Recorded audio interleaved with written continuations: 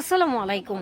আজকে আমরা ঘুরতে ঘুরতে চলে এসেছি 50 বছরের পুরনো এক নামকরা মিষ্টির দোকানে। প্রতিদিনই এখানে রসগোল্লা, কালোজাম, সন্দেশ, চমচম, লাড্ডু এবং দুধের বাহারি রকমের মিষ্টি তৈরি হয়ে থাকে। এখানে প্রায় প্রতিদিনই 2 মণ ঘন দুধের রসমলাই তৈরি হয়ে থাকে। মিষ্টি ছাড়াও মাত্র 30 টাকায় আপনি এখানে একটা নাস্তার থালি পেয়ে যাবেন, যেখানে থাকবে 2টো রুটি আর 5 ফোড়নের বাগারে করা অল্প মশলার একটা সবজি। এই নাস্তার থালিটার সাথে আমি বেশ কয়েক পদের মিষ্টি নিয়েছিলাম।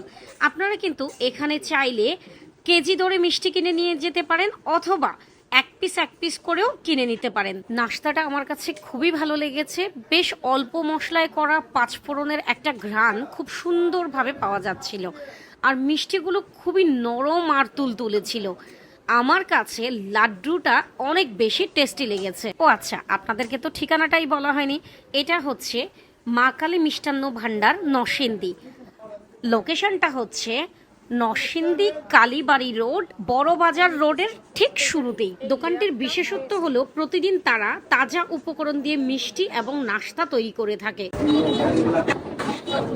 অনেক বেশি মিষ্টি।